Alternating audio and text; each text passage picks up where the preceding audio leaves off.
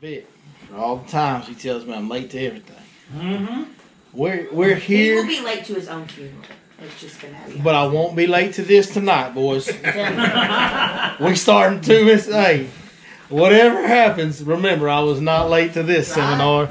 We got it started a couple minutes early. How's everybody doing tonight? Good. Good, man. Appreciate you guys coming out. Good crowd. Now we got room for 2 more? Absolutely. We got a chair here. We got 2 more chairs over here. I didn't brother. catch any fish today, so I need to be here. What's up, Billy? We're trying to help you, brother. Here's another one, fellas. Thanks, sir. Yes, sir. You catch any fish? No, sir. Well, tonight, Terrible guy.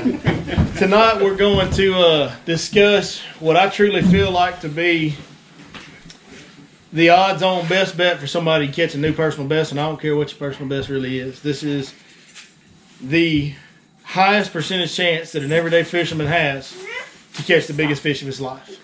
And we're going to talk about fishing a black and blue jig in a creek channel in the wintertime on Lake Fork. And the reason that I say that is I know OHIV's been kicking them out the last couple of years. But of all them 13 pounders they've caught out there, they've been caught one way. And if you ain't up to speed on that way, and you ain't real good at it, you're going to go to OHIV and drive all the way out to West Texas for a disappointment. That's the reality of it, guys. It's not easy to catch them on live sonar. I don't care what anybody tells you. I don't care how many guys complain about live sonars like cheating. No, it ain't. It's like saying bed fishing's cheating. No, go catch them then.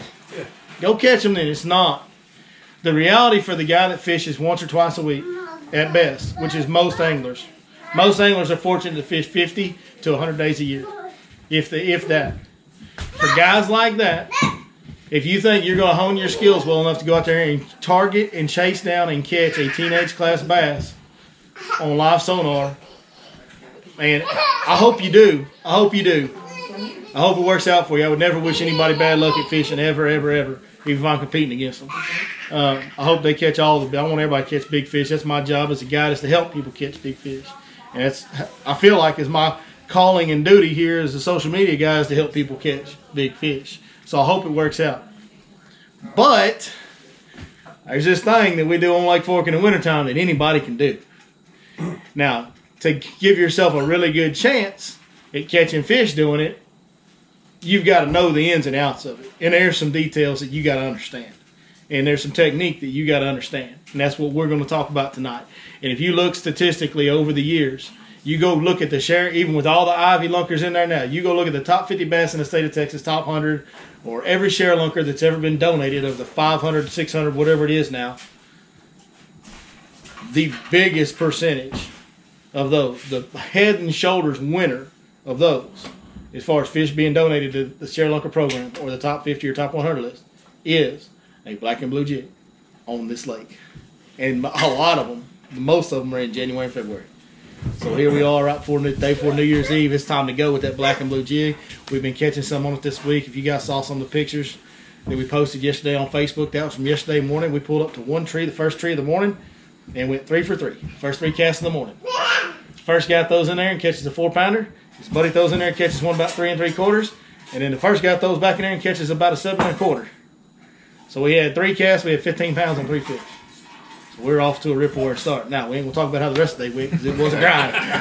And that's part of this deal, and we'll talk about that tonight. It's not a big lot of bites thing, and it's not always successful. It takes some patience, right? That's the biggest thing, is it takes patience. And on that particular day, the wind killed us after about 9:30. The wind really made it difficult on us, because it's hard to fish slow enough when that wind's blowing 20 sustained, you know. We'll talk about that some too. What else? My man is shopping. He's into whatever he Little Cody's over here shopping.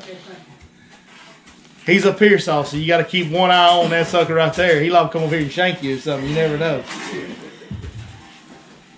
pull out some bait though, and he'll come over. And That's right. That's right. Sir, we got you another chair right here. Perfect. If anybody, Two, and we're okay. well, we got a high chair and a regular chair. Yeah, so I need to go get some on a high chair. I don't think they've got anything down there. Hey, let's go. Chair right there. Y'all just make yourself at home. All right. So, If you don't mind sitting right long.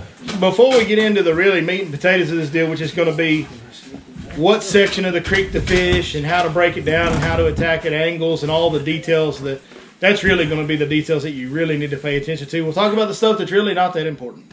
What jig do you throw? Well, there's quite a few these days that are really good. You know, I hear a lot of people talk about, man, I like this jig because it's got a really big stout hook. Guys, I fish jigs that have big stout hooks in them too, but the reality is most of them are made with a good enough hook.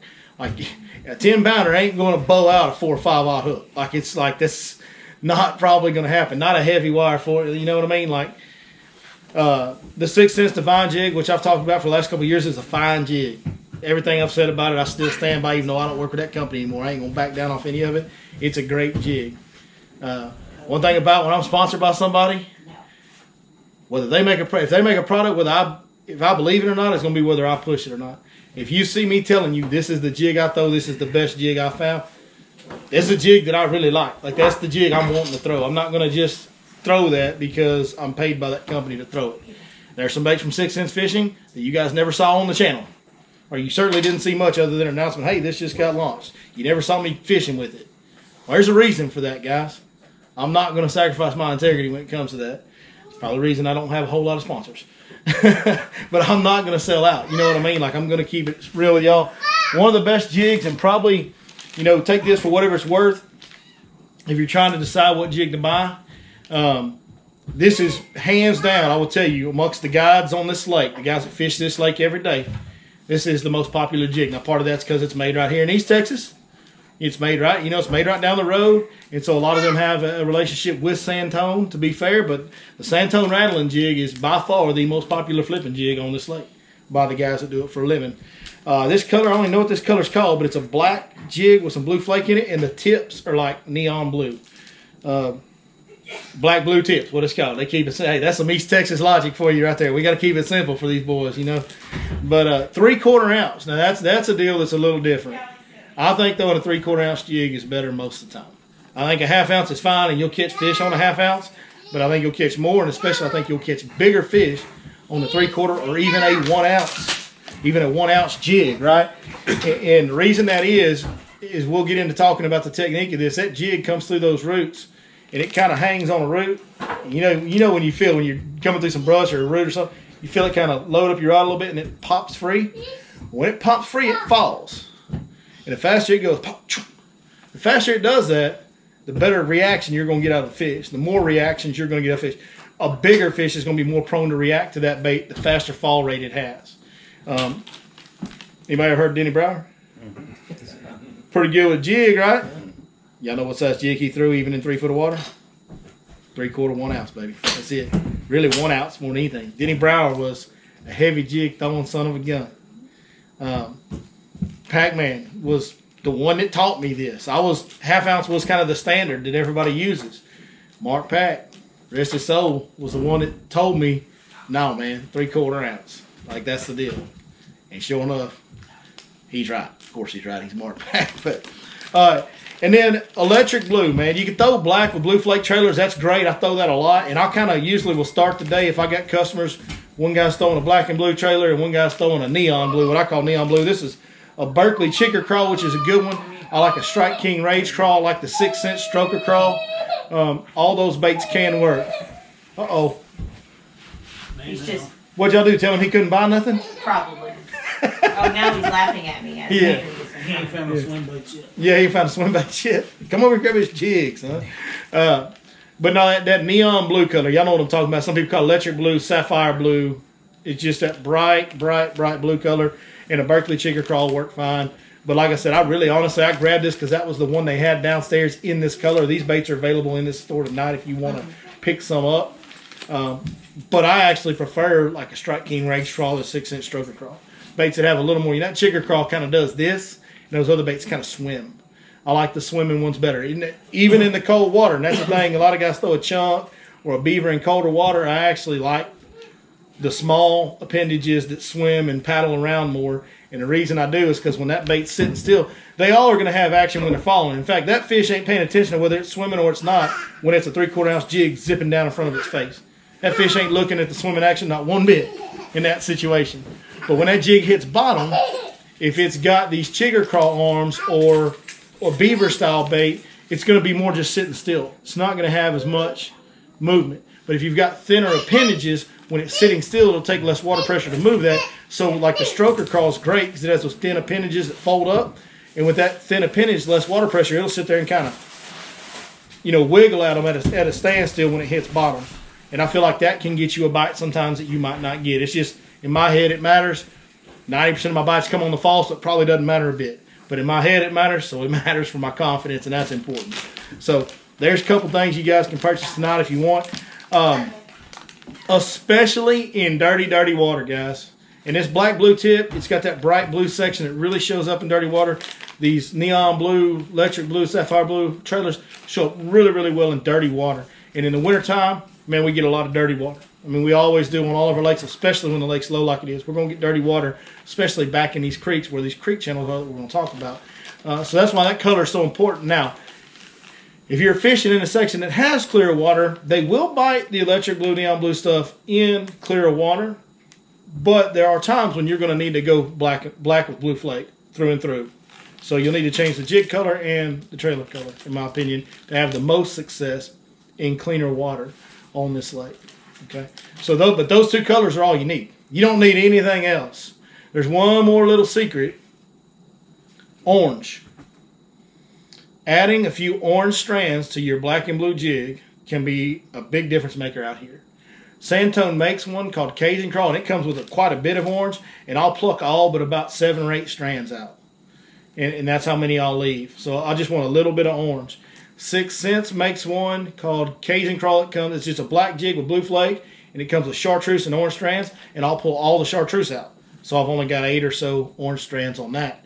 But a little orange highlight on the belly of your jig is a good thing at times around here, especially when if word gets out there biting a jig out here and everybody's doing it, throwing that one with orange on it can make a big difference, a really big difference at that point. Okay, so right now we've just been throwing black and blue. There's not a whole lot of people out here. Does that one have the rattles on it? This one has rattles, and I pull them off. Good question. Thank you, John. Yeah, this one has rattles. This is a rattling jig, and I pull every one of them off when I fish it. Some of them come without rattles. Some of the other brands you buy won't have rattles. I throw silent on Lake Fork. Just for whatever reason, man. Like, these fish get enough noise and pressure on them. I don't think we need to add any. Like, I find silent baits to be a little more effective for the most part, right? Even with like square bills, I like silent square bills and stuff too out here over the regular. So now that could be, I mean, you're talking about something that probably doesn't matter a bit to that fish. It probably matters a whole lot more to me and you than it does to that bass. But in my mind, I like to go silent. So that's the jig.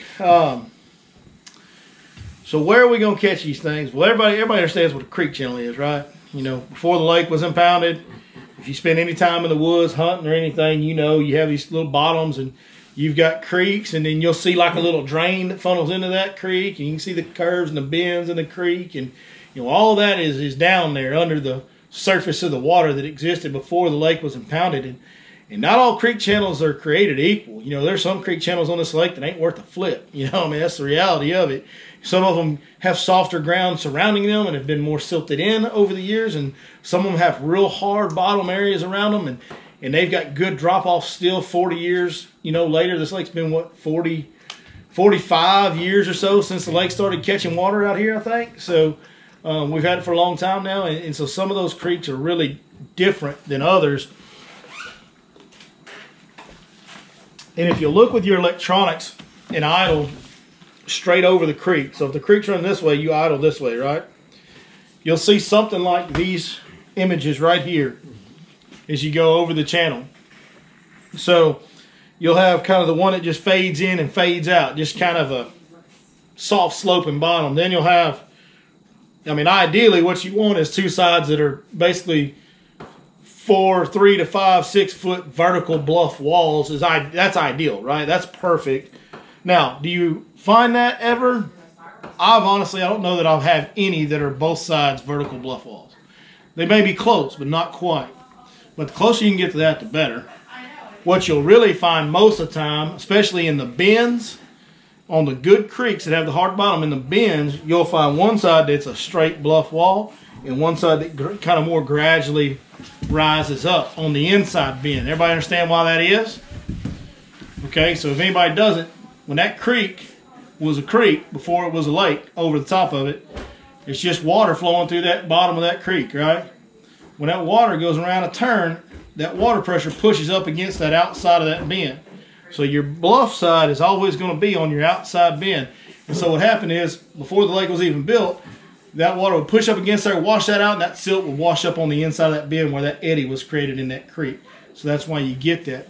Now what that creates is a pretty interesting little situation under the water if you think about it.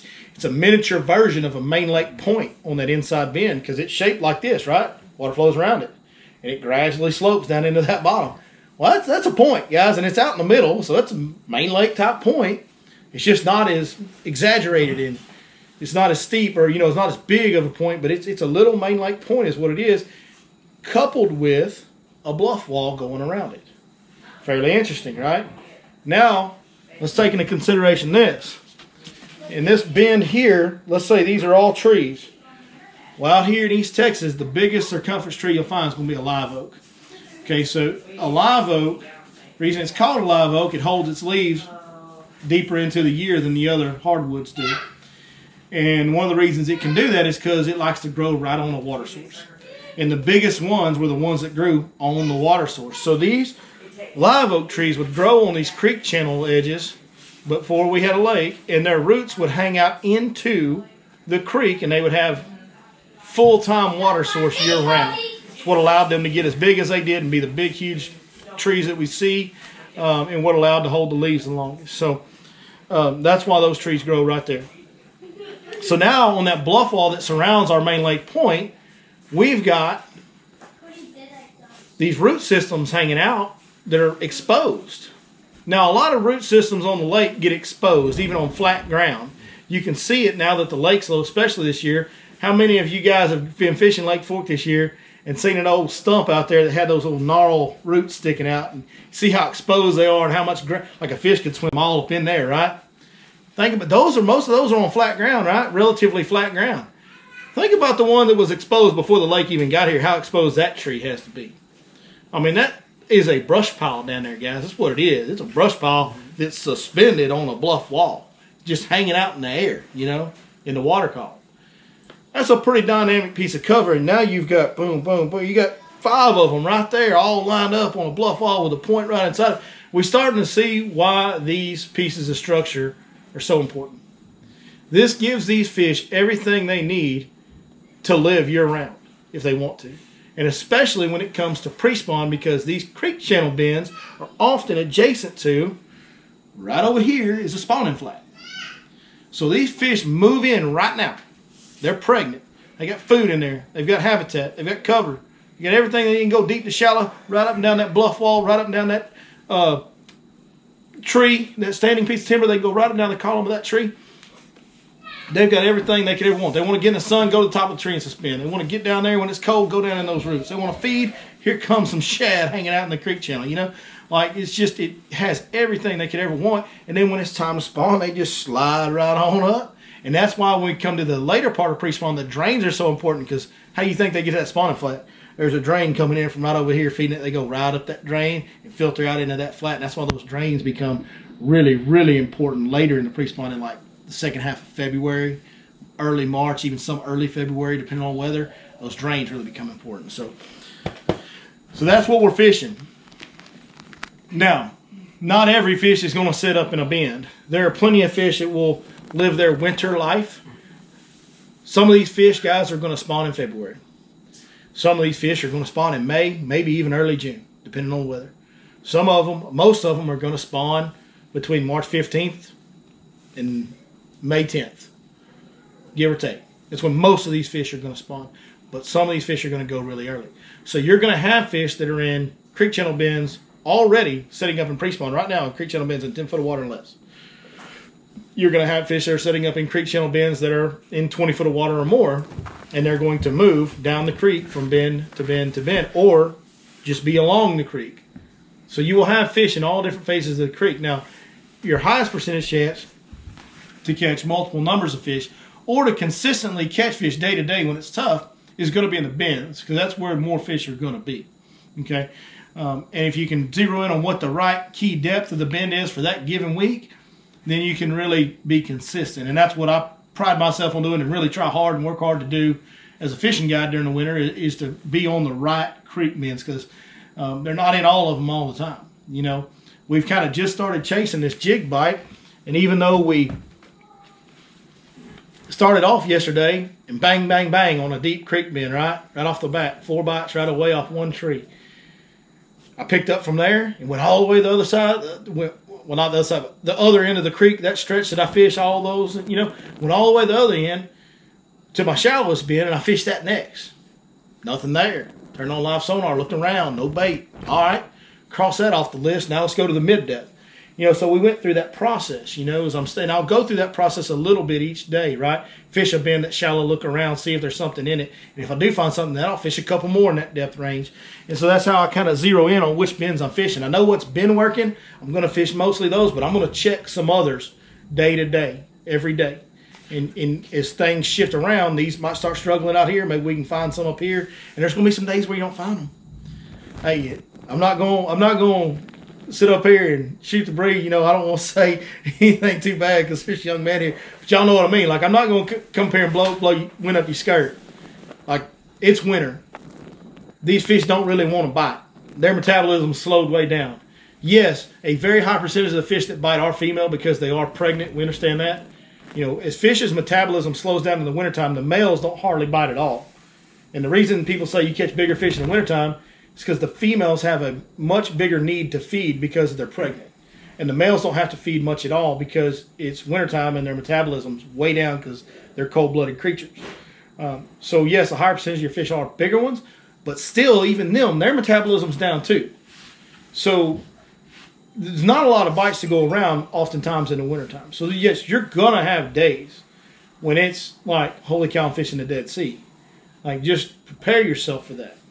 But if you get it dialed in and you get this pattern down, you can be consistent. And here's how. The biggest thing that I see people do is fish too fast. Because if you're not confident that there's fish here, there's not fish here, you know, we all do it. I do it. When I go to a new lake, I want to fish fast. I want to find some bites. So you come to Lake Fork for the weekend, you're fired up, man. You want to go try to catch some fish. And you get out there and you start fishing and you go, okay, there's none in this creek channel, move to the next. None in this creek channel, move to the next. None in this bend. And you go too fast. And you might have just passed up on a 30-pound bag in that one bend. Like, you literally can just skim right past it if you don't slow down. Number one, if that jig is not taking its time and going down into that root system and it's slowly coming up, catching, popping, falling, if that's not happening repetitively, you're not going to catch them nearly as good. The slower you go and pick that root system apart, and the more times that jig pops off a root and slams down into that root system, the more times that happens, that's when you're getting a bite, 99% of the time. So the more times you do that, the better chance you got of getting bites. How do we go about making sure we do that? Well, the ideal goal is, depending on the size, the bigger the tree, generally speaking, not a hard rule, but generally speaking, the bigger around the stump is, the bigger the root system will be. Right? Some of these root systems are as wide as that couch, and some of them are as wide as Vic's chair. You know, they're not all built the same. But generally speaking, what I like to do is throw 5 to 10 foot past the tree. The deeper the water the tree is in, the further past it I like to throw. And I like to throw 2 to 4 foot right or left of the tree. Now that's if I'm sitting right here throwing to a bend. So if I'm positioned right here throwing to the bend, I want to throw 2 to 4 feet to the left or right of that tree. And I want to throw it out here 5 or 10 feet past it. So when my jig first hits the bottom, I don't feel anything, just flat bottom. I'm just sliding it across. And when it gets about right here, you'll start feeling a little bit of bump, a little bit of catch, a little bit of grab, a little bit of hard stuff. And the first couple ones you feel should just be like, it just really doesn't fall. It just kind of hops over it. Well, that's those roots back here on the back of the tree that aren't really as exposed. But by the time you get even with that tree and out over that creek bend, it will click and fall. And one of the most important things is you drag that jig and it catches and it pops off, is that you drop your rod tip a little bit. Feed that jig a little line, let it go, let it free fall down in there. Because if you do this and you got roots and it pops and you don't drop your rod and it pendulums into this one, well, you never got down in there. So that's the whole goal, is to get it to free fall down in there. That's how we get the reaction bite, right? So you got to make sure is that bait, drop that rod, let it go down. Then slide it back up, catch the next root, click, drop it down. Everybody understand that? Yes, sir. And you cast, like you said, 10 feet past. Do they feed up on the high spots sometimes too? Man, it's pretty rare in the wintertime, but there are times when I'll accidentally catch one up there. Like on a day where they're really biting, you'll accidentally throw up there, or you'll throw up there and one will bite it before you even get to the tree. That's just a day when they're in an aggressive mood. And you know what, honestly, on that day, we probably ought to be picking up a crankbait and running along those roots at that point, you know. But I don't, because I'm hard-headed and I believe in a jig. Most of the time I don't pick it up. I keep throwing a jig. And especially to target the biggest fish, even on an active day. On a day when they're biting like crazy, man, in my head, I believe that the biggest, most dominant fish is going to be in the most dominant piece of cover. And that's that root system on that bend. And so that's where my head's at. And that's what the data shows over the years about guys catching them, you know. So that's where I'm at on that. Now, the thing that can change a little bit, okay, is you make your way down a creek. So if I'm on a bend, I like to pull my boat to here and fire across to all these trees one at a time on the outside bend. I don't mess with the inside bend trees very much on a defined bend. I think this is where my best fish and most fish are going to be, is on the outside. Not to say you can't catch one in here. You can, but I think my better chances are out there, so I focus out there. But when you go down a stretch like this, right, we got some, they just have little bend, little bend, little bend, little bend, but it's kind of just a little straight-ish type of stretch of creek channel. There's fish in those too, guys, especially if it's in the right depth that you're finding them in. There'll be fish scattered along in those. And you can go along and flip those timber and catch you a fish here and a fish there. And the good thing about this is, most days, this is going to sound like a fib, the majority of the days when we do this pattern right here, and we're doing it right, and we're throwing at the right stumps on the edge of the creek, the small fish that we catch are 3.5 to 4 pounds. That's the smallest fish we catch. They're mostly 5, 6, 7 pounders. Sometimes we get lucky and catch an 8+. Every once in a while we'll catch a 2 pounder. Most days the smallest fish we catch about 3.5 pounds, maybe 4. So that's, I mean, you don't have to catch a lot of fish to be like, man, that's a good day. I mean, if all you catch is the small ones and you catch 5 of them, and all you catch is 5, and they're 4 pounders, what did you do? Caught a 20-pound bag. It's not bad. You know what I mean? Like, talk to the Bassmaster boys. They'll tell you they'll take that. Even when they're here, most of the time they'll take 20 pounds, you know. It's good. So when I'm fishing this stretch, how do we attack this stretch here? So I like to get my boat in the middle of the channel in this situation and go down the channel. So that puts me at more of a 45-degree angle. Now, I will tell you, you don't have to worry. Turn your trolling motor down. Turn your electronics off that you're not using at your console. Be quiet. Be conscious of the noise. Be aware of the noise that you're making. Okay, so try to keep that down. But you don't have to be far away from these fish to catch them. We can flip from here to them Thai beanie babies and catch an 8-pounder. I've done it plenty of times if you're keeping your noise levels down. So as I go in here, what I don't want to do is be right here and throw up to this tree or this tree. What I want to try to do is from right here, I want to throw the next tree.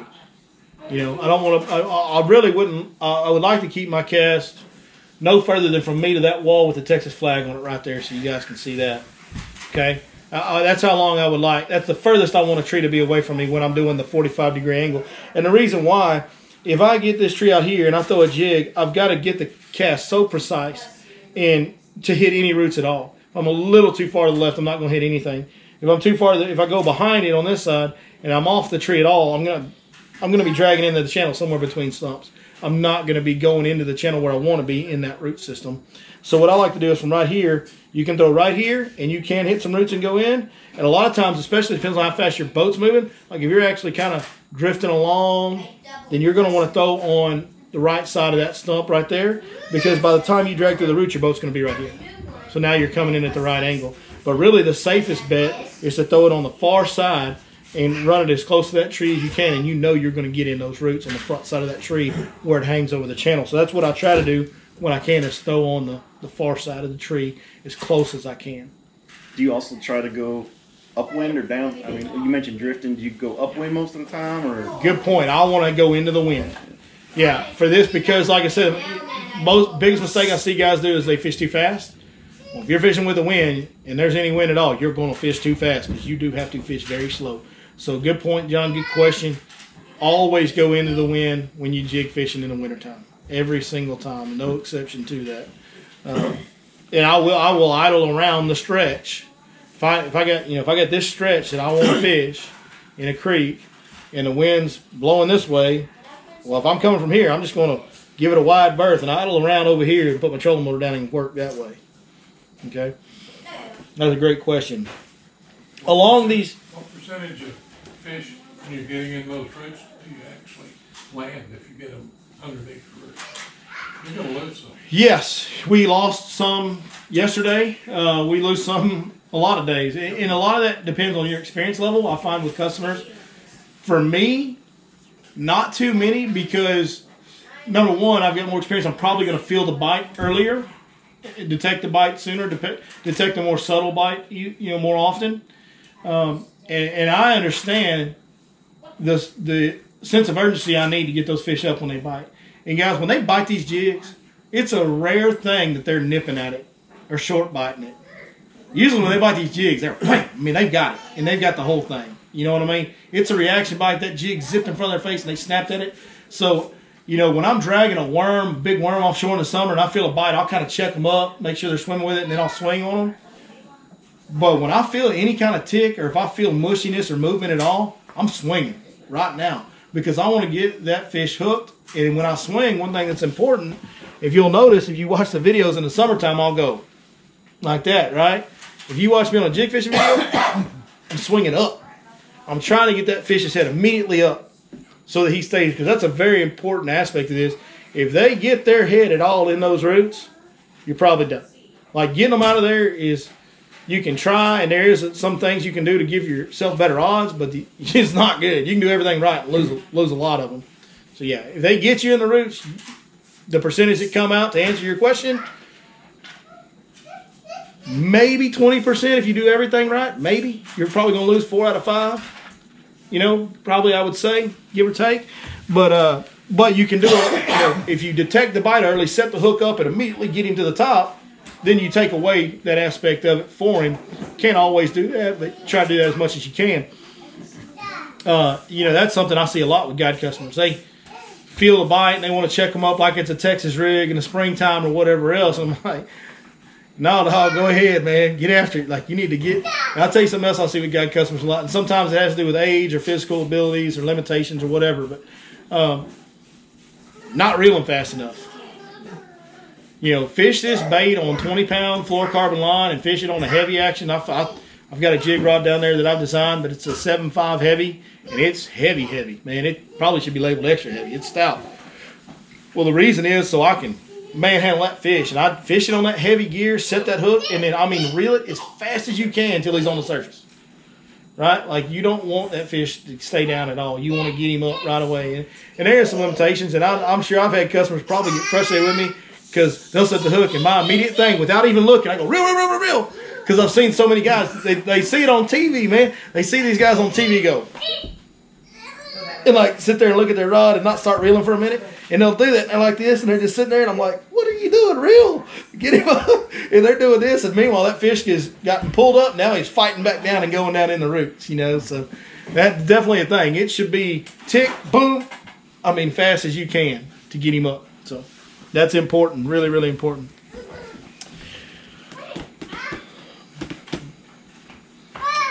You want to fish as many of these as you can. So these are fine. We can catch fish. Oh, before we move on to that. So in these stretches, what are the more high percentage places in these stretches? Well, even though they're not dramatic, the bends are still going to tend to be. And what you'll often find is in these straight stretches, you'll have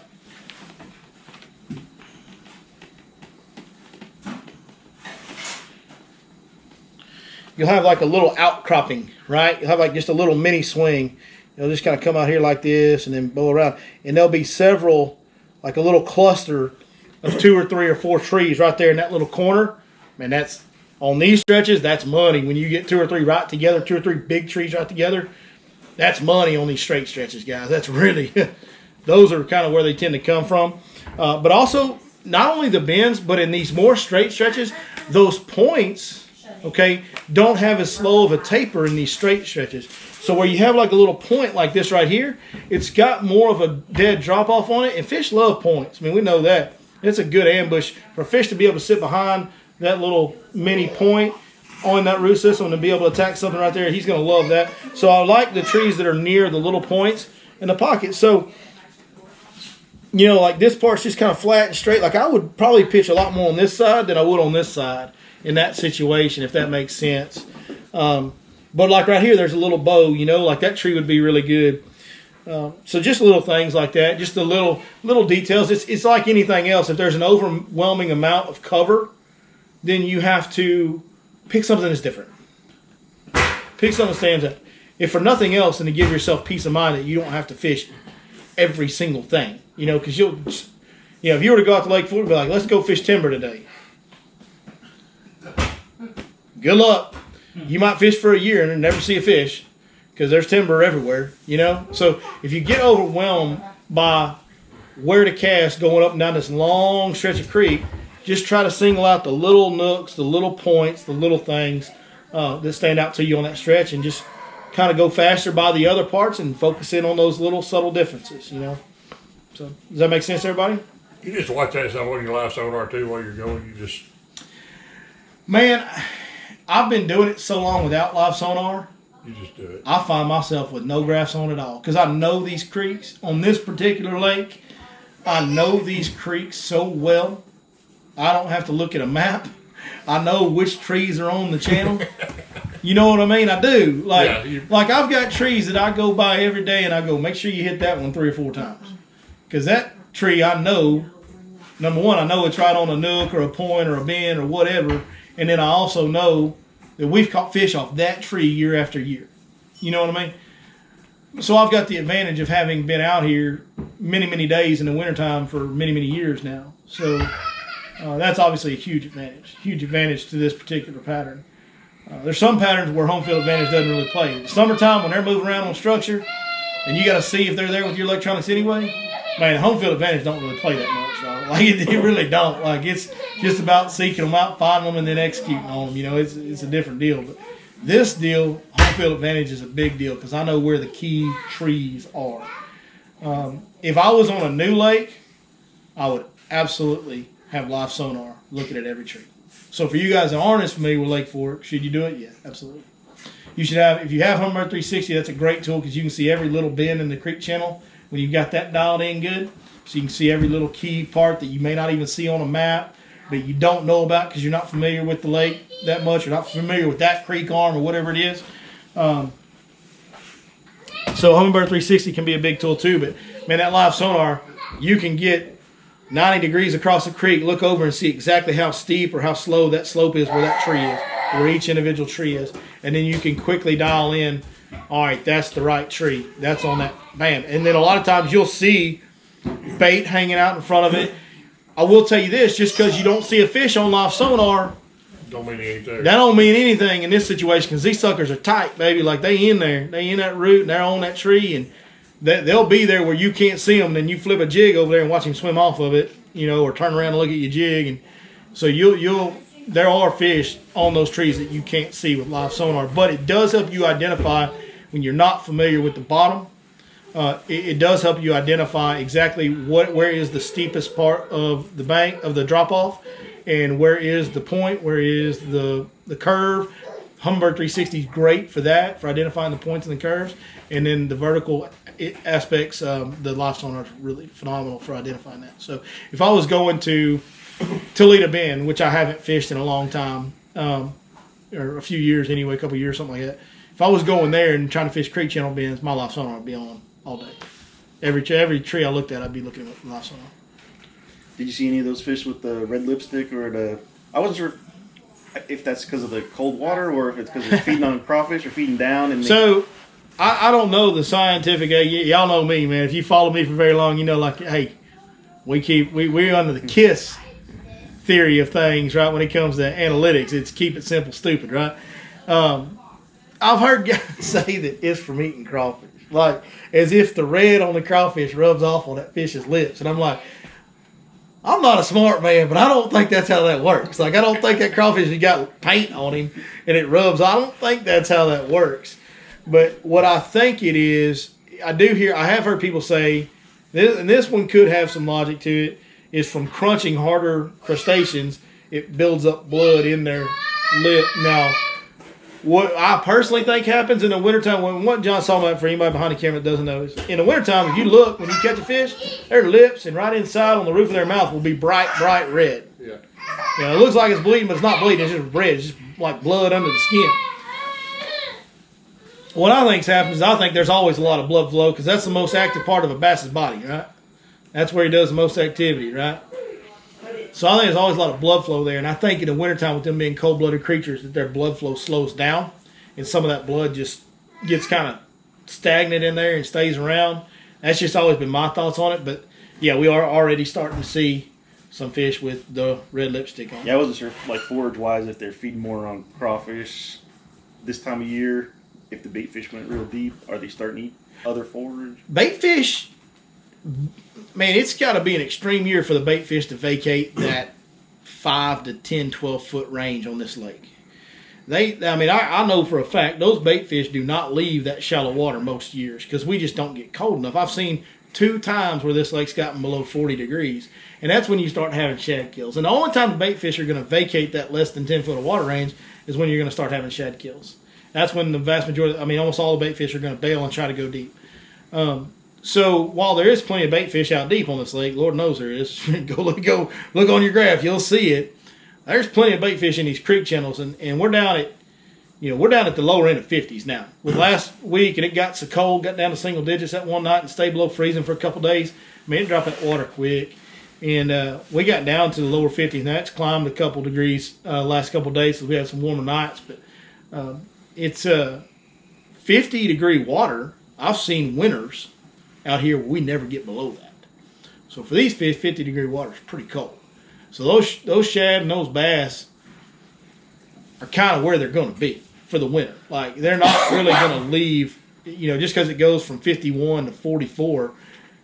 They kind of just hold. Now, they may slide out to a little bit deeper bend, go from an 8-foot bend to a 12 or 15-foot bend, but they're going to be in those creek arms still. They're not going to go to the main lake and go down to 40 or 50 feet. These fish just don't live that lifestyle here. In my experience, what I've seen, they just don't. I've in that 38-degree water, one time I was out fishing with Eric Wright, and we were throwing a rattle trap in 6-7 foot of water in hydrilla back then and catching fish, in 6 foot of water in hydrilla with a rattle trap and a chatterbait. So, no matter how cold the water gets, they just don't leave. And here's why, John. Here's why I think it happens that way. Like we said earlier, some of these fish are going to spawn in February. Some of them are. Well, if they're going to spawn in February, boys, it's pre-spawn right now. Those fish are gestating eggs. They're really pregnant, and they're staging up, waiting for things to get right, waiting for a water temperature and a moon phase. And when that happens, they're going in. So they're not getting very far away from that. So we're already in pre-spawn. That's what I think there's a big misconception about when does pre-spawn start. We kind of skip winter here. Now, there is a percentage of the population of bass on this lake that absolutely have a winter period. But there is in my opinion, much bigger percentage of bass on this lake that go from fall to pre-spawn and never winter. They go straight from chasing bait, wherever they're chasing bait at, be it in a creek arm or be it on main lake structure or whatever they're doing, chasing yellow bass, whatever they're doing in the fall.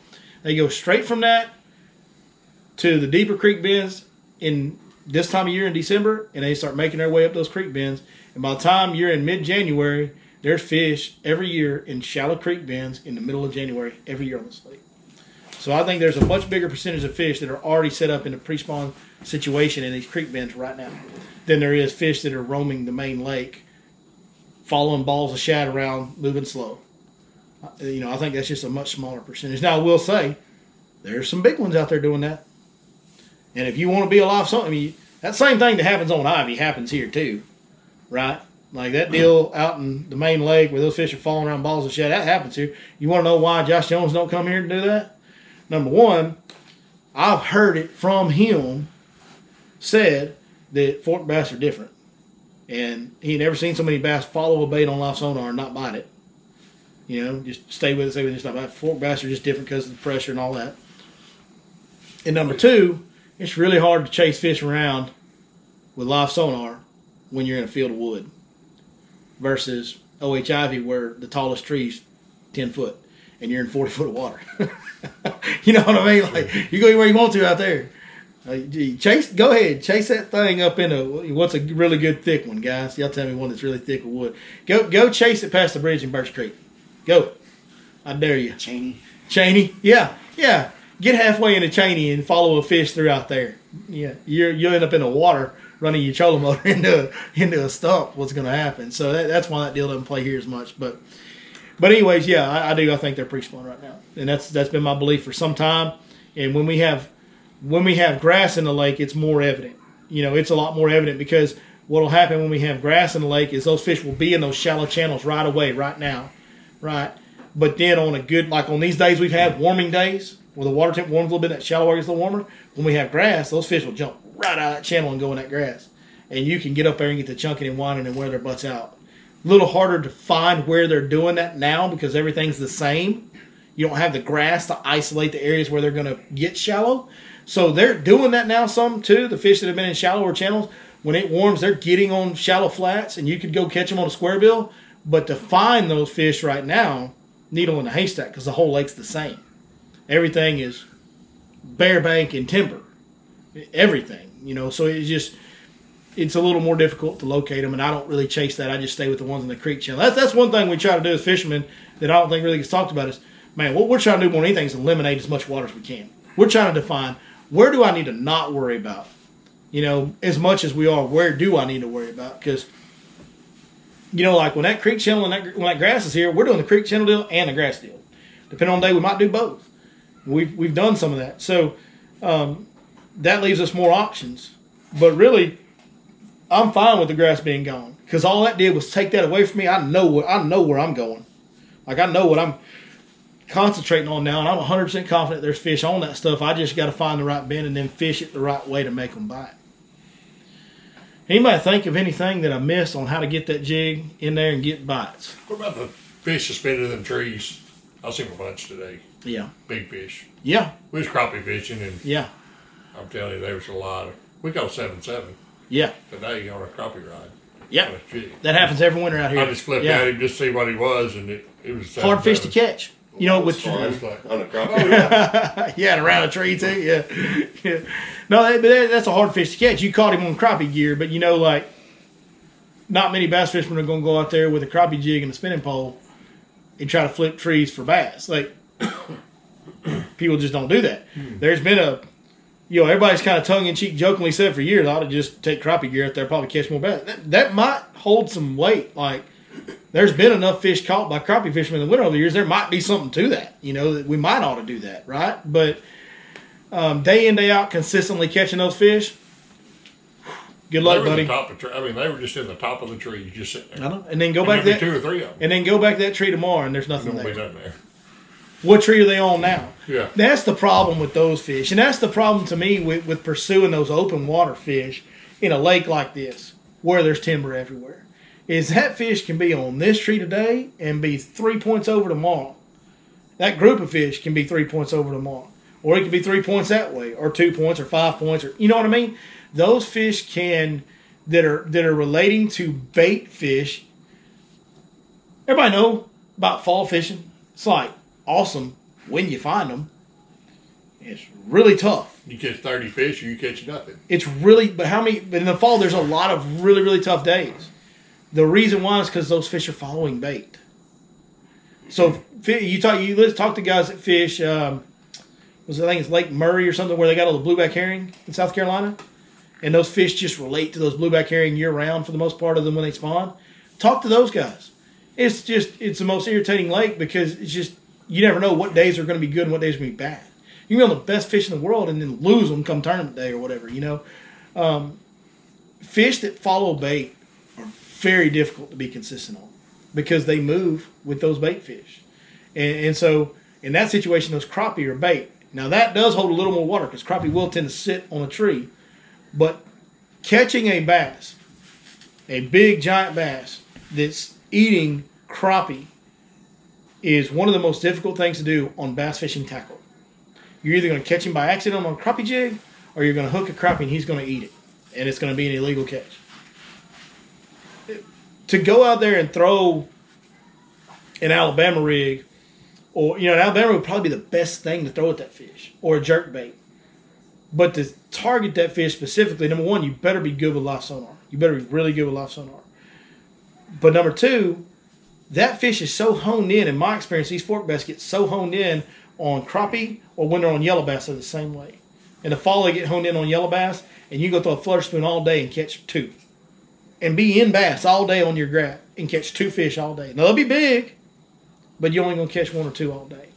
They just get so keyed into that real thing that they're looking at all day that it gets hard to catch them. And that's just my experience out here. And the most of them that get caught, from what I've heard, are crappie jig on accident, you know. So I don't know. Those fish are just hard to target. They're hard to target. They're hard to stay with day to day, and they're hard to get to bite. Where I know I've got big ones in that creek bend, and I know where they're going to be every day. You know, I was they're in the creek bend today. Yeah. I mean, I was all up and down. Yeah. And I've seen Yeah. a lot of fish too. There's a lot of fish on the bottom too. I did see a lot of fish. But there, like we said a minute ago, there is a percentage of this lake, the life in this lake is going to winter out on the main lake. They're going to suspend over open water. They're going to suspend in trees. They're going to follow balls of shad around. Some of them big ones are going to follow crappie around. And that's what they're going to do for the winter. And there's guys that target those, and they have some jam up days targeting those fish. They have some really bad days missing those fish. You know, it's one of those deals. You just got to make that decision if that's what you want to target. Yeah. It can be done, but it's tough. Yes, sir. Hey, Billy, are you cutting down your trailers and your jigs? Absolutely. Absolutely I am. And I didn't bring one of mine in here, and I don't want to bust that package open because that's theirs. But, yeah, so what I do is I cut it right at the hook. So where the bottom of the hook is. So I'll take this jig out of here, and I'll basically get that skirt laid out straight, and I'll pinch it and run it down to where my thumb's on the bottom curve of that hook, and then I'll run my scissors right up against my thumb. I mean, it's right there at the bottom of the hook. I trim it as short as I can to the belly of that hook. I meant your trailer itself. So that's where I'm going at. So I'll trim the skirt first, and then what I'll do is I'll take my trailer, and so the skirt's stopping at the bend of my hook, right? That's where the skirt ends. I want the appendages on my trailer to start where my skirt ends. So what I'll then do is I'll take one of these crawls out. And this is a pretty good one because this one you wouldn't really have to trim because this is a 3-inch chigger crawl. But on like a stroker crawl or a rage crawl, you're going to have a longer body like this. And so what I'll do is I'll rest it up against the jig, right? And I'll put it where the bottom of the hook, like where my hook's going to come out of the jig, I want that to be right between the appendages where they start. So I'll measure where that is, and if that top of that jig where my trailer will feed up to is right here, well, I'm going to trim it right there. So I want to get it to where from the head of that jig to the bottom of that hook is where that hook point will come out right where the appendages start. And when you do that, what you get is a one-piece jig. There's no gap between the trailer and the skirt stops right here, and the appendages pick up right there, and it all looks like one flowing little morsel for bass. So yeah, I'd like to make everything as compact as I can in the winter gunning. I trim the skirt right to the hook, and then I make the trailer fit as short as it can where those appendages start right at the bottom of the hook as well. Because a lot of those baits, like if you just put them on there, those appendages will be hanging down a 1/2 inch, 3/4 of an inch below the hook where they start. You know what I mean? Right. We're trimming that off. Okay. Yeah. Does that make sense? Yes, sir. Okay. I remember one thing that I took as a tip from you was graphing the creek channel because your maps aren't always correct. Is where yes. You put a spot on each side. Yep. Then that way you could follow it in the future, save yourself some time. Absolutely, yeah. So I've taken some time over the years, and that's a time-consuming project. I mean, that's something that, like, you got to be fishing this lake pretty regular to want to do that. But if you are a Lake Fork regular, I highly recommend it. Is take you a day, a weekend, a week, whatever it takes, and go zigzag that channel, right? Or side imaging. Side imaging can be done a lot faster now with side imaging. And I'll mark waypoints on each edge of the channel. So wherever that channel bends, it now is on my map. And my graphs are linked, so it's on my front map. Because those blue lines on your map ain't right. Now, one thing that can cause you to not have to do that is a Humminbird 360. Because you can see the creek channel. So now you don't need waypoints. You just, what's funny is I've taken the time to do all that over the years. Now I got a 360. I'm like, well, that was a waste of time. Because it's incredibly time consuming to go like this and waypoint each side of the creek all the way down the creek. It takes, and banging through wood and all that, you know, it takes an incredible amount of time to do that. It really does. What else we got? Nothing? All right. Man. Well, I hope this helps some of you guys. Hope you guys picked up something from it. I'm sure I'm forgetting something, but I can't think of anything that I'm forgetting on this right now. It's a great pattern, man. It's a slow fishing pattern. You got a lot of patience, but it's consistent. It's so consistent.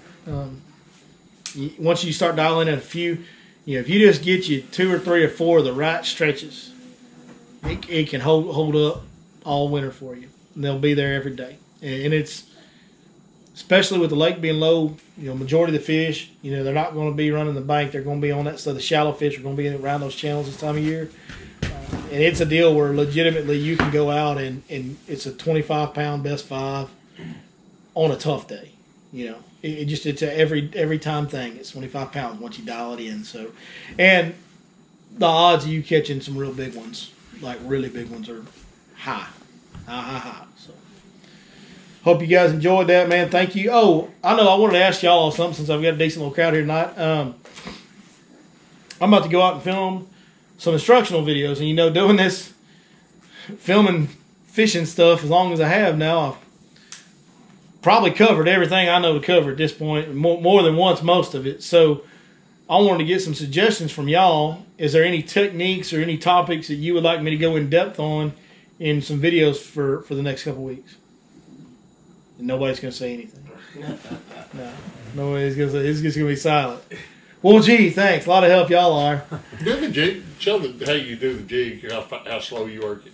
How slow I work it? Okay. With me. Yeah. Because I probably fish way too fast. Probably so. I can tell you this. Whatever you think you're doing, it's too fast. Like you can't. I'll tell you this. You can't go too slow. I'm not real good at throwing jigs. I don't do it, and I should. Yeah. But I throw a shaky head a lot.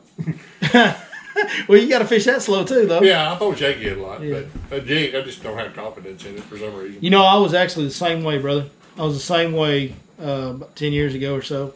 Same way. And what I did one year, of course, this before I was guiding or anything like that, and I took everything out of my boat, man. All I had in my boat was 3 rods, a box full of jigs, and a box full of trailers. And I took it out from Thanksgiving to Valentine's Day one year. And the most ironic part, I think I told the story last time we were at, but the most ironic part about that was I did that on Thanksgiving Day. And before we had family stuff at Thanksgiving, I had a few hours that morning, 4 or 5 hours, whatever. And I went out that morning with nothing in my boat but jigs. That first morning I did it. And to that point, I'd caught a fish here or there on a jig, but never 3 or 4 or 5 in a day.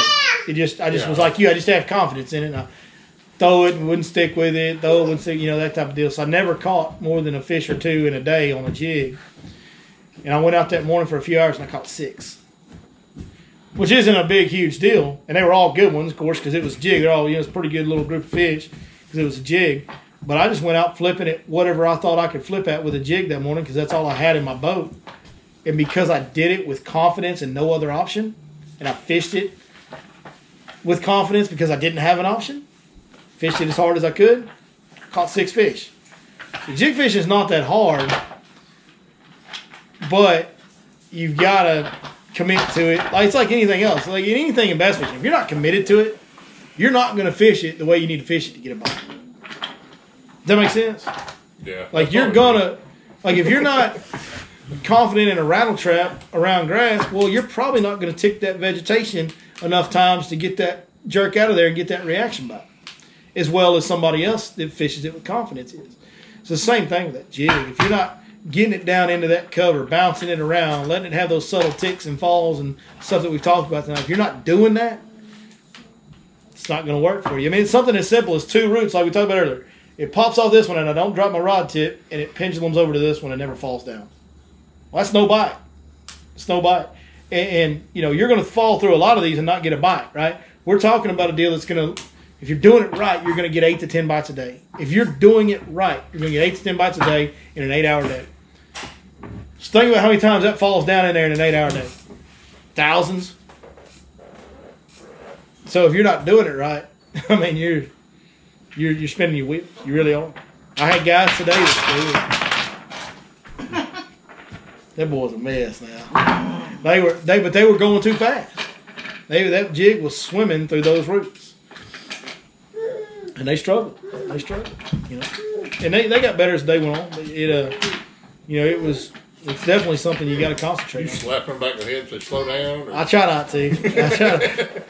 No, the guys today were great. They were super nice guys. Everything, we got along great. But yeah, no, it was just, you know, and I get a lot of people on the boat this time of year that are just not familiar with it. It's such a precise, you know, when you do something as much as I've fished a jig and a creek channel out here, it becomes so detailed that other people that come do it with you, you know, there's a reason that Jimmy Houston catches more fish on a spinnerbait than anybody ever has, right?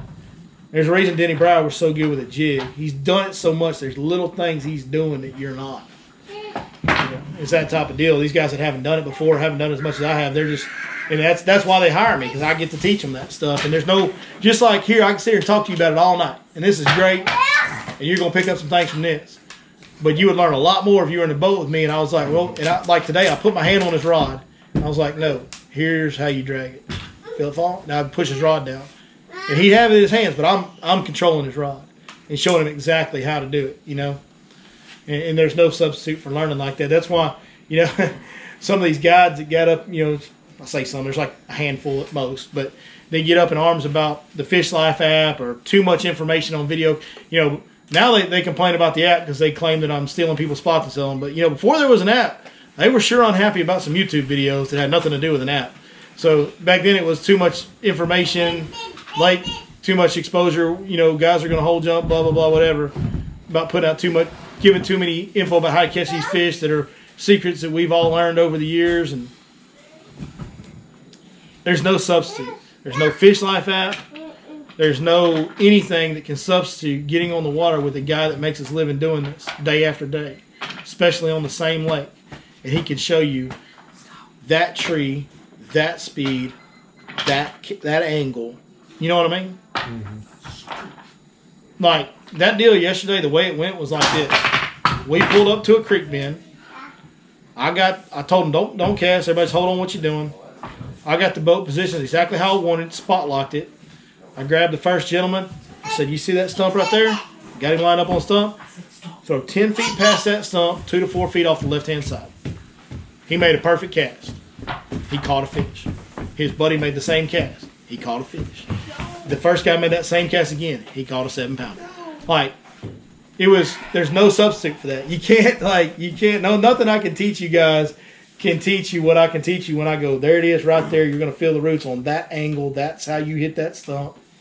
And then once you see it done, they don't have to go back to that tree. They can, but they don't have to.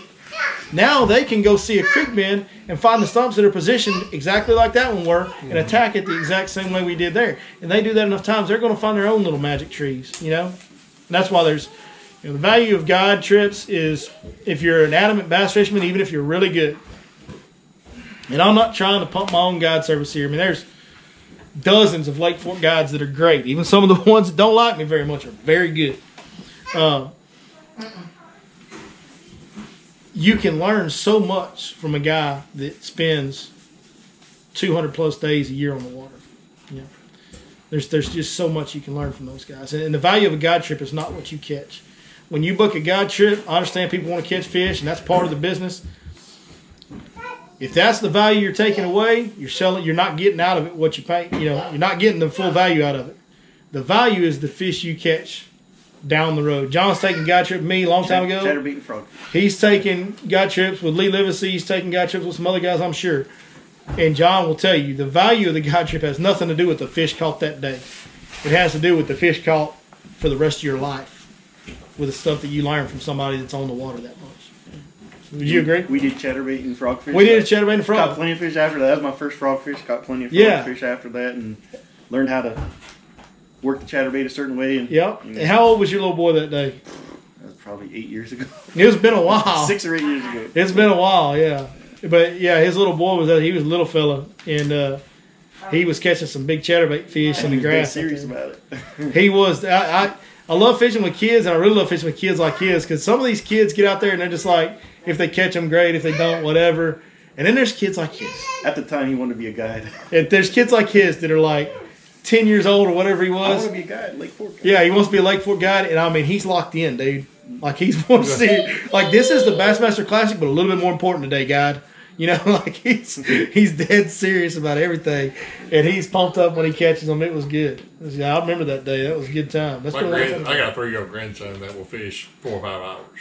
That's awesome. And I got a 15-year-old that I can't hardly get in the boat. Isn't it weird how, yeah, I've got 2 boys, and they opposite, man, in every way. It's funny how that works out. It's funny how that works You asked about ideas. Yeah. One idea I have as just like a still amateur tournament angler would be how much time you spent on like positive and negative input you're getting when you're trying to pattern fish for like 5 fish tournaments. Because I know you give a lot of good tips for the 1 fish tournaments, but as far as like 5 bass tournaments, how much time, like just like an algorithm, you like to keep it simple. Maybe Yeah. I'm too analytical, but Yeah. I like to say, hey, if I spend this much time here, then I scratch it, or if I get You this, talking about like how much time to eliminate water, or how just much trying to pattern fish and for what you look for to? what techniques you use, how much time you use on those techniques, how do you eliminate them. What might be something more along the lines that I could do that would maybe help you on that. It wouldn't be. I couldn't do it as analytical as you're talking about, because that's not how my mind works. I don't think I could do that very well. But what we could do is basically go out and pre-fish and go through the process and talk you through the process of, okay, this is what I saw in this spot. This is how long I fished it. This is X. We're not coming back here. Or I saw this, so this has my interest, and this would be spot whatever. And like go through a day and then have a review of this is what I saw and this is how. Pre-fishing my boat. Yeah, in your boat. Yeah, I was gonna say like if I get, you could say, hey, I noticed you do this. Maybe you could Yeah, think about doing this or something like that. yeah, we can work something like that out. Yeah, that's a good one. No, we can do that for sure. We can do. I tried to do that one time, probably not as detailed as what you're talking, but back when we had the guides tournaments, I basically scheduled a couple of days of pre-fishing, and I filmed it, and I tried to kind of talk through what I was thinking for that tournament, and then we went out and fished the tournament. Had a really good tournament. We caught 30 pounds in that tournament and had a really good day.